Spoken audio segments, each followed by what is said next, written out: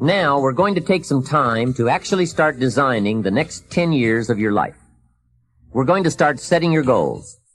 Goal setting is one of the most important skills to develop if you want to design your future. I'm going to give you enough homework not only to keep you busy for the rest of your life, but also to help you create the kind of life you may have always dreamed about living, but never believed possible. So let's get on with it. The sooner you exert the discipline, the sooner you will be enjoying the results. Once the results start to come, believe me, you won't mind the hard work and discipline it's going to take. Now, get a sheet of paper, and at the top of it, write the words, long-range goals. I'm going to ask you some questions, and I want you to jot down the answers. If you don't have paper and pen handy, follow along with me now anyway, just listening. Then, later, listen again when you can write down your ideas. After I've asked the questions, which is the first part of this exercise, you can stop the tape and work on your answers.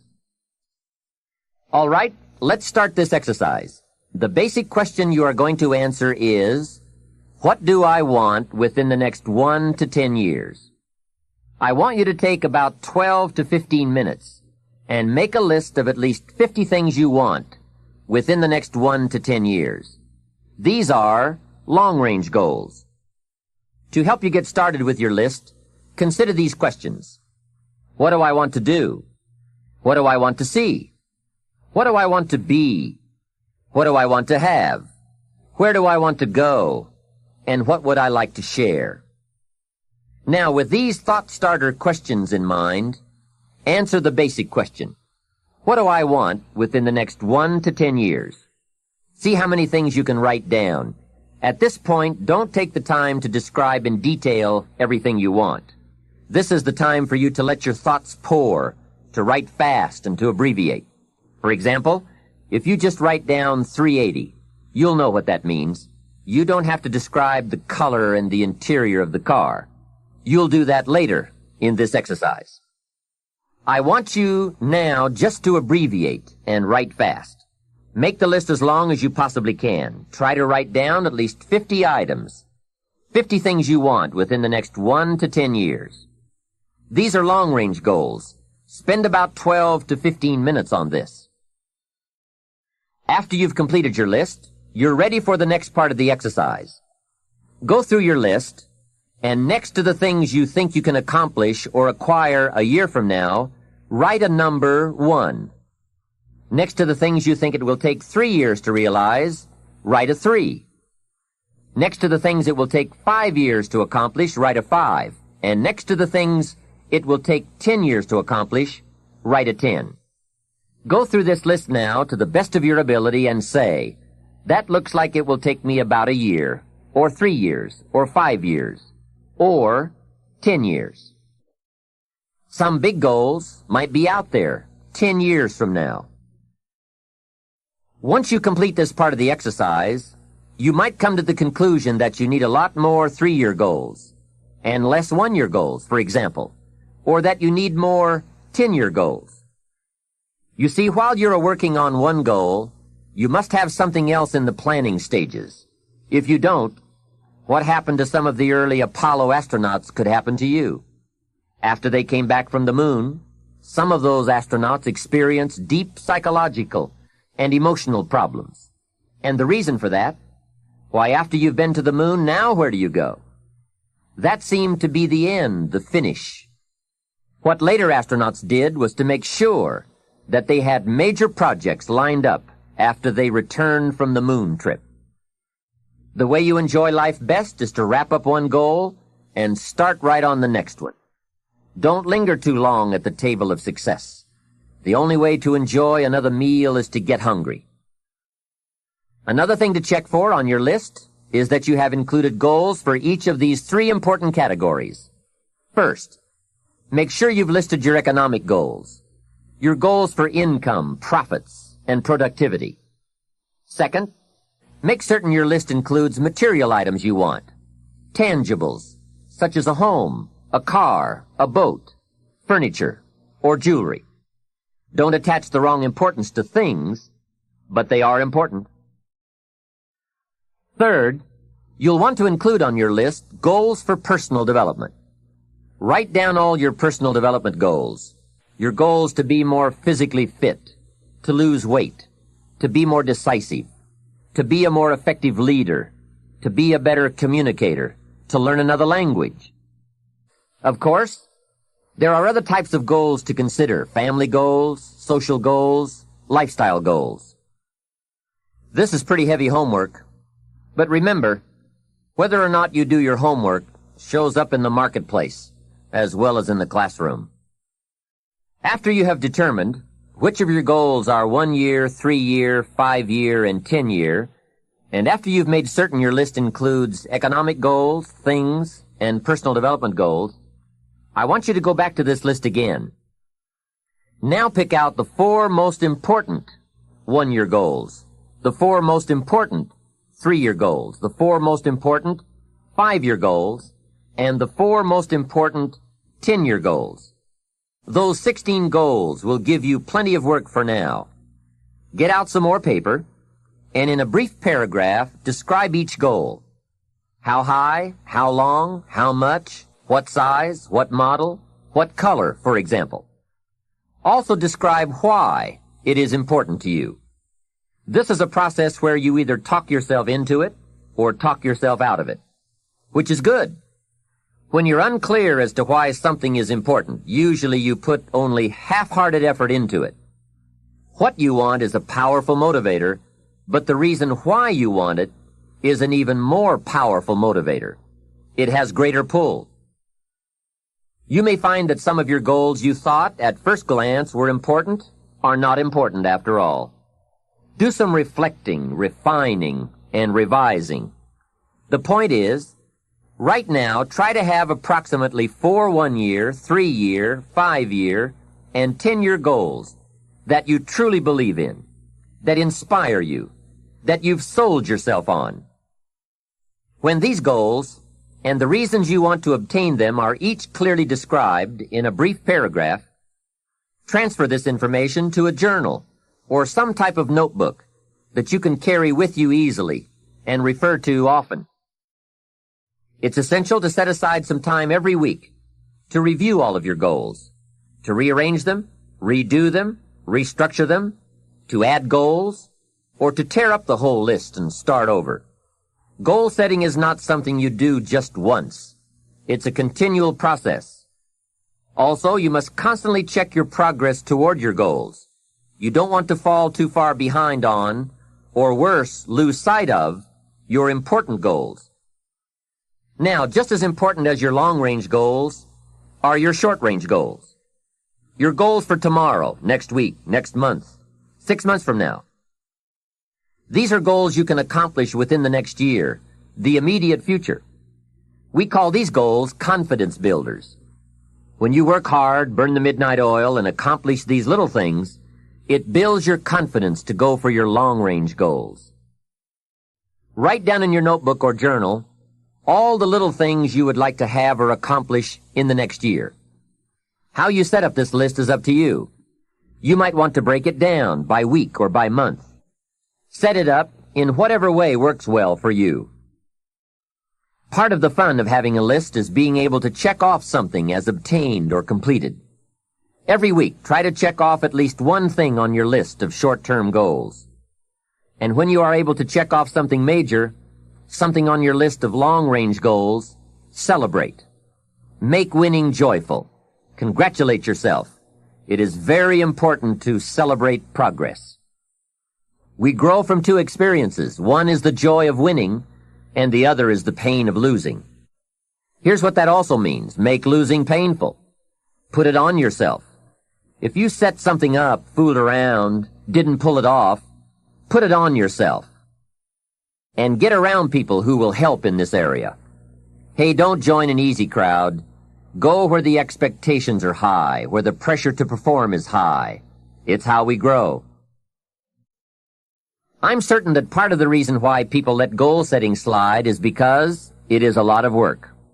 As I said, you'll be constantly revising your lists of short-range and long-range goals, rearranging them, refining them, redesigning them, establishing different priorities, adding new goals, perhaps deleting others.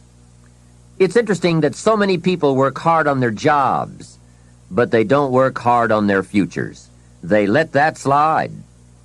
Some people live such mediocre lives that at the end of the day, they don't know whether they're winning or losing. They just go through life with their fingers crossed. I know most people don't make definite plans, but don't let that be you. The guy says, well, you work where I work, but the time you get home, it's late. You've got to have a bite to eat, watch a little TV, and get to bed. You can't sit up half of the night and plan. And this is the guy who's behind on his car note. He's a good worker, hard worker, sincere.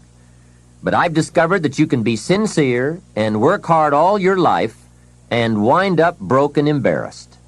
You've got to be better than a good worker. You've got to be a good planner, a good goal setter. You've heard the old saying, the people who fail to plan are planning to fail. It's true. So work on your plans.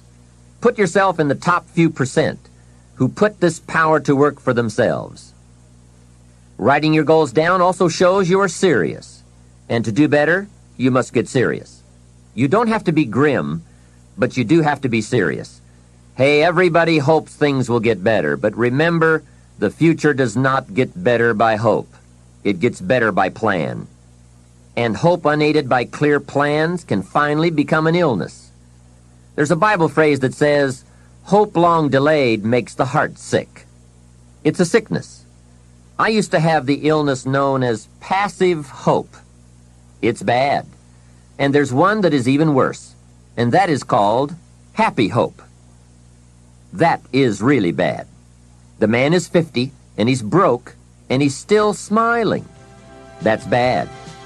So get serious. Make plans. Put them on paper. My suggestion from experience.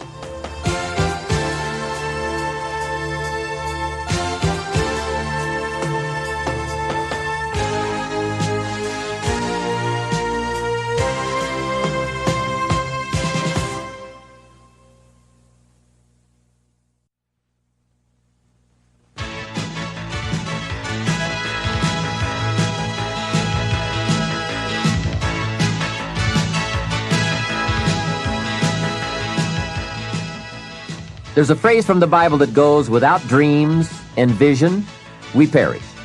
How true. Humans have this unique ability to aspire, to dream, to go for something, to become something. Without that, life is not life. We must have dreams and never give up on our dreams. I'd like to share with you some further observations I've made on goal setting. Understand that your goals, whatever they are affecting you all day long. Your goals affect your handshake, your attitude, how you feel. Your goals affect how you look, how you dress, how you walk, how you talk, all day, every day. Your personality, conversation, activity, it's all affected by your goals. I asked a man one time, what are your goals for this month? And he said, if I could just scrape up enough money to pay these lousy bills. That was his goal. Hey, I'm not saying it isn't a goal. It is, but it's such a poor goal. It certainly isn't inspiring. You don't jump out of bed on Monday morning and say, oh boy, another chance to go out and scrape up the money to pay these lousy bills. The point is that goals should be fun. They should be big, challenging, rewarding. They should allow you to grow. Remember, too, that the major purpose of having a goal is not just to acquire the goal. The major reason for setting goals is to compel yourself to become the person it takes to achieve them.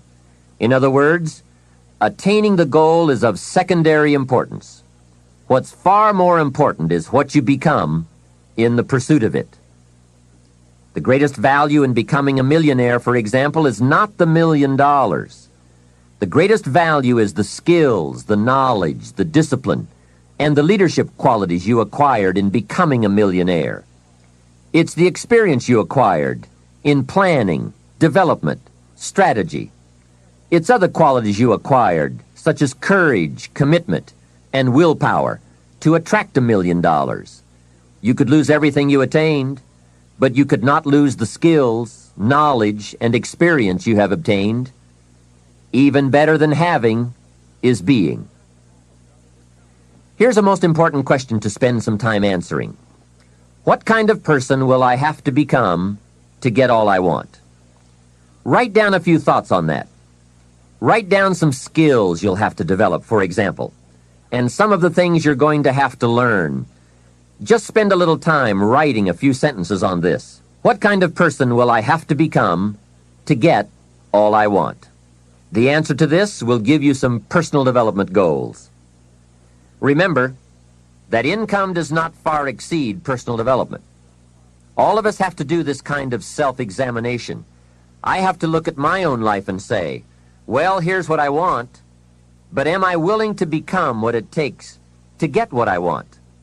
If I'm too lazy, if I don't want to learn, read, study, and grow to become that kind of person, then I cannot attract what I want. Now, either I have to change my wants, or I have to change myself. Here are a few more key points I'd like to share with you on goals and designing your future. First, if you don't right now feel as if you're equipped to get all you want, just remember, ability will grow to match your strong dreams. That's why the goal-setting process we've discussed is so important. The more you work on this, the more ideas you will get on how you can change, how you can grow. I am nowhere near the person I was when I met Mr. Schoaf 25 years ago. I'm not that person anymore. I've changed. There's nothing you can do about the past, but you can do a great deal about your future. You don't have to be the same person you were yesterday. You can make changes in your life, absolutely startling changes, in a fairly short period of time. You can make changes you can't even conceive of now, if you give yourself a chance. Your abilities will grow. You have untapped talents and potential that you haven't even reached for yet. And as time goes on, you'll be able to reach deeper and deeper. The first thing you'll know, you'll be able to do things you never thought you could do. You'll be able to handle things you never thought you could handle. You'll have ideas that you've never had before. All of this is sparked by the goal-setting process. When you know what you want, and you want it badly enough, the answers will come to you. I can't tell you why it works. All I know is, it works. Give yourself a chance to become all you can become and to accomplish all you can accomplish. Let me give you a Bible philosophy that teaches how to get whatever you want. Here's what it says. Ask. That's it. Ask. Of all the important skills to learn in life, be sure to include the skill of asking. What does ask mean? Ask means, what do you want? And the complete formula is staggering. It says ask, and you will receive. Hey, we ought to look into that. The man says, yes, but you work where I work. By the time you struggle home, it's late. You've got to get a bite to eat, watch a little TV, and get to bed. You can't sit up half the night and ask. And this guy is behind on his bills. He's a good worker, hard worker, sincere, but you've got to do better than work hard and be sincere all of your life. You'll wind up broke and embarrassed. You've got to be better than a good worker. You've got to be a good asker. Let me give you some key points on this asking and receiving, setting goals, asking of life. Here's part of the philosophy that helped me to change. First, asking starts the receiving process. Asking is like pushing a button, and all this machinery starts working, mental and emotional machinery. I don't even know how it works, but I do know it works. There are a lot of things you don't need to know how they work. Just work them. Some people are always studying the roots. Others are picking the fruit. It all depends on what end of it you want in on. So asking is the beginning of receiving. Second, receiving is not the problem. You don't have to work on receiving. It's automatic. So if receiving is not the problem, what is the problem?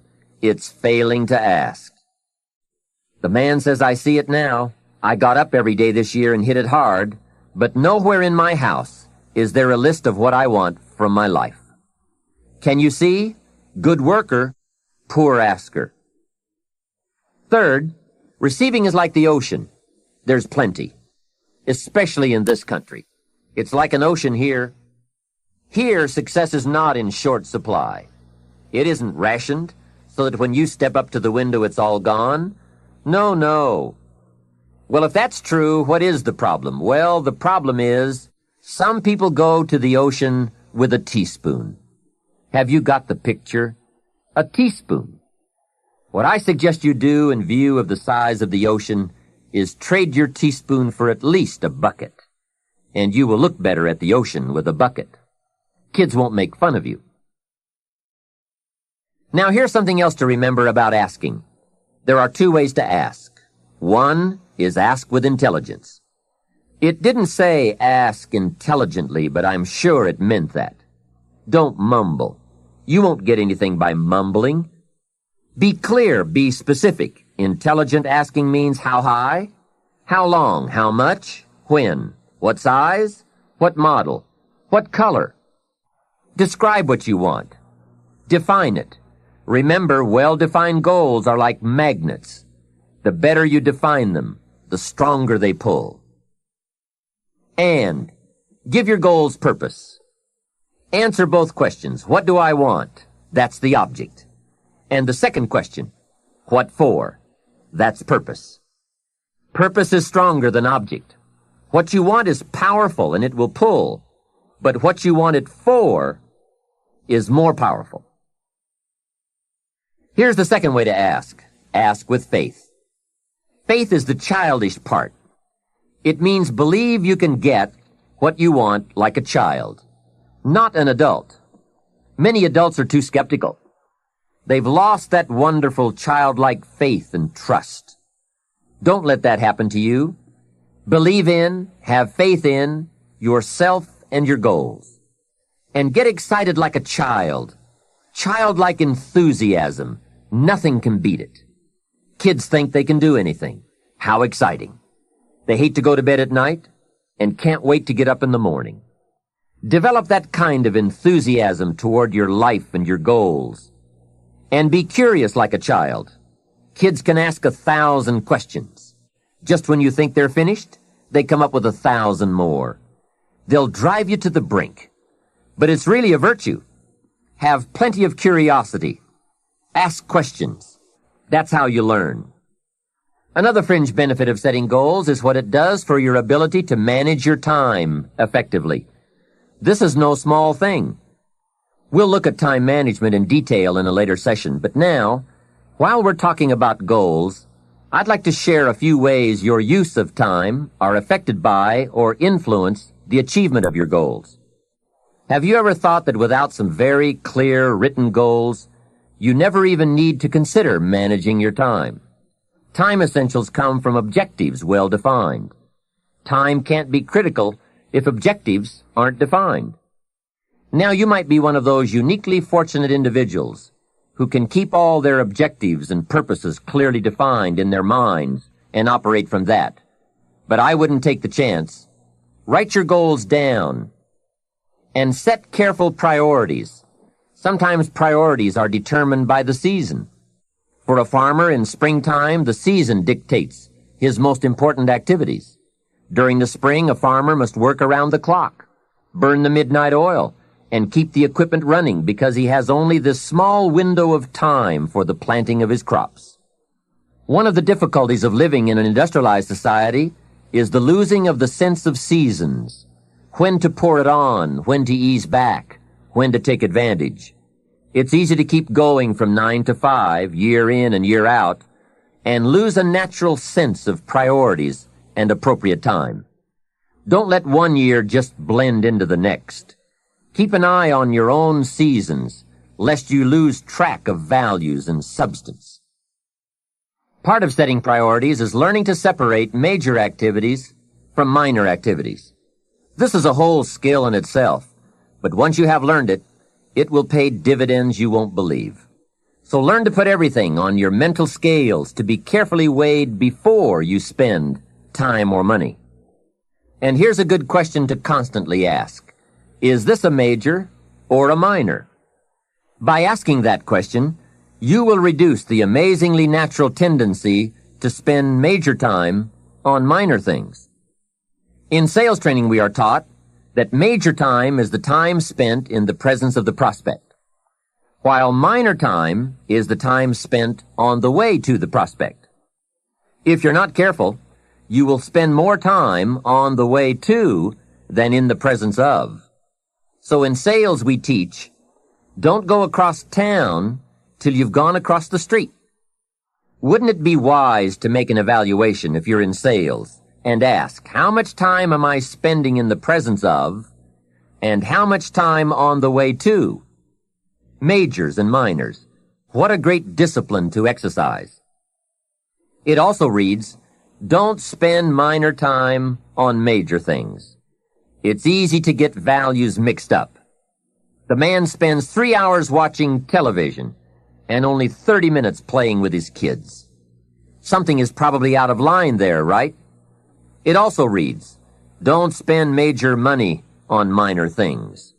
If you spend more on candy than on audio cassettes like this, or books, that would be foolish, right? Here is a great goal-achieving tip. Don't mistake movement for achievement.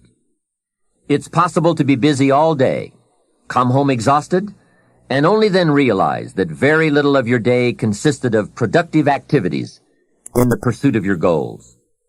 Don't get faked out by being busy. The man says, I've been going hard all day. I've really put in the hours and the effort. But here's the major question. Doing what? It isn't going hard all day that counts. It's the doing what, the value that counts. Another essential is concentration. This is one of those difficult things, especially in a society where there are so many voices asking for our attention.